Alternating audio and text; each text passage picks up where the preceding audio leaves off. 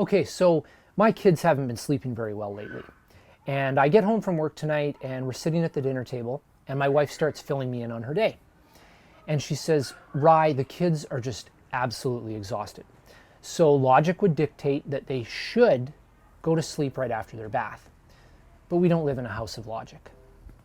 Sometimes things happen that just don't seem to make a lot of sense.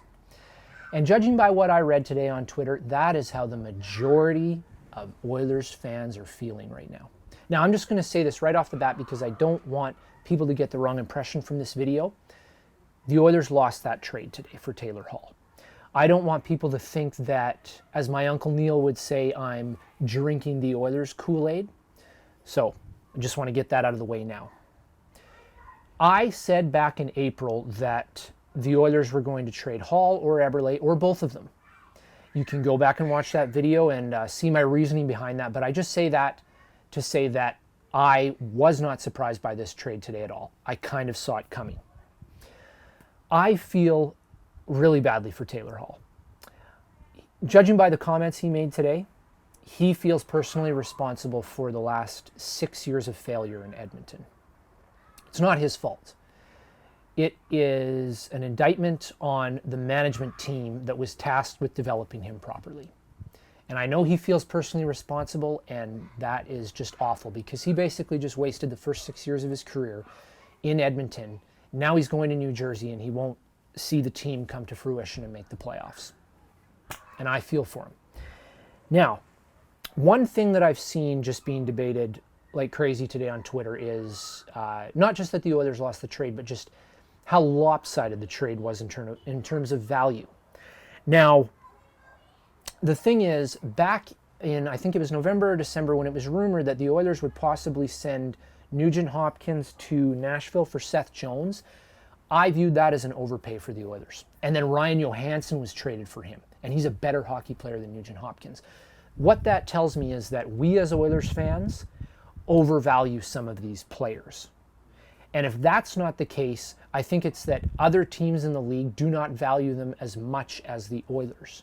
And the reason for that is that, I've said this many times, you do not build from the wings in. You build from the goal out. This team was fundamentally constructed wrong. And they started paying the price for that today. Now, I don't know enough about Adam Larsson to really weigh in on what he's going to bring to the Oilers, so I'm going to omit that just from this video because it wouldn't really be fair for me to, speculate on something I don't know. I've seen the guy play 3 times, I think. Anyway, I am going to focus on Hall, and this is not me wanting to trash him or put him down. I just want to give some perspective to fans that feel that the Oilers were set back 2 or 3 years today. It seems that probably next to Nail Yakupov, Taylor Hall is a real lightning rod amongst Oilers fans. People either love him, think he's one of the best left wings in the game, or they hate him and think he's a cancer in the room. There doesn't seem to really be a middle ground. Now, I do not want people to feel that I am assassinating his character. I know there's a group of people on Twitter who, I guess, are launching personal attacks at him and have nothing but bad things to say about him. I don't want to be lumped in with that group. I just want to offer some perspective here on people that feel the world is coming to an end. The first thing I want to point out, this is a flaw of Taylor Hall's, is that he turns the puck over a ton. Now, I understand he is a top-line player, so he's going to be on the ice a lot more than other players, which means he's probably going to turn the puck over more. Plus, he's an offensive player. He's not out there to make the safe play. He's out there trying to create offense. So naturally, he's going to turn the puck over more. I understand that. I acknowledge those two things.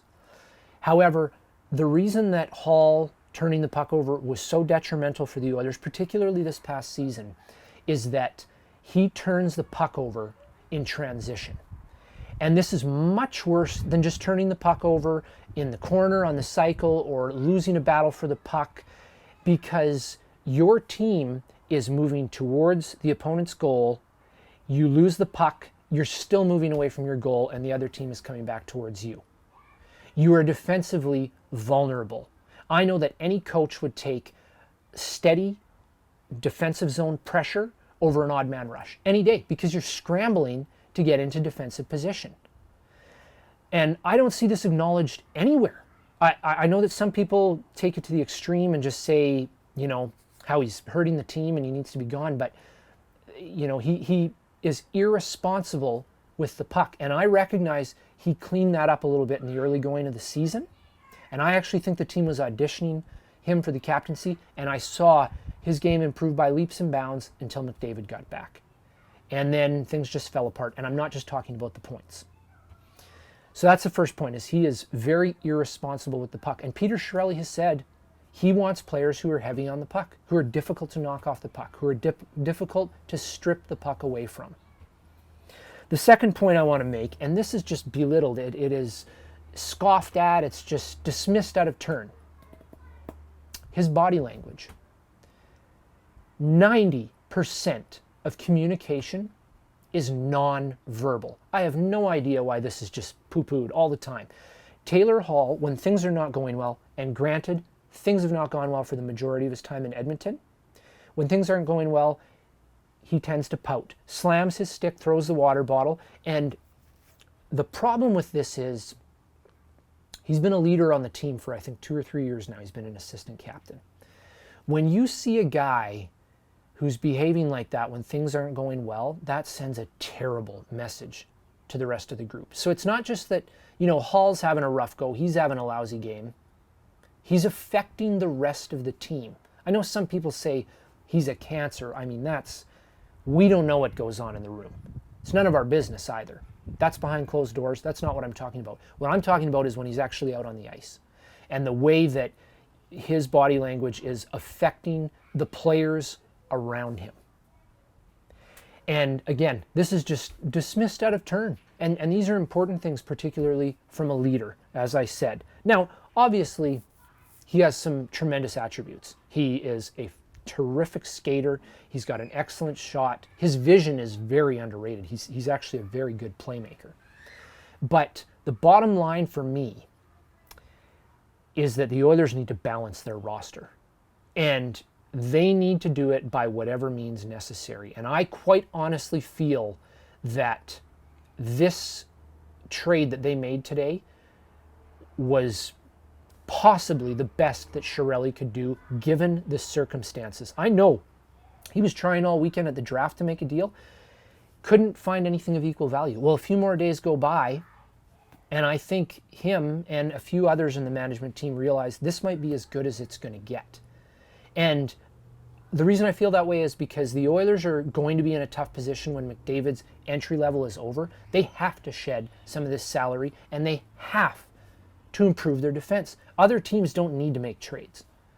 New Jersey did not need to trade for an offensive player. They could have tried to sign Ladd or Lucic or someone in free agency and address their offense. The Oilers team is off balance, and they are lacking at the positions that are the most critical.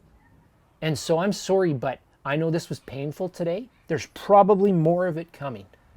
So as I said, the bottom line for me is the Oilers need to make trades of this nature. And I feel this is just the first in a few moves we're going to see that are going to reshape this roster into a more balanced team that is going to make the playoffs next season.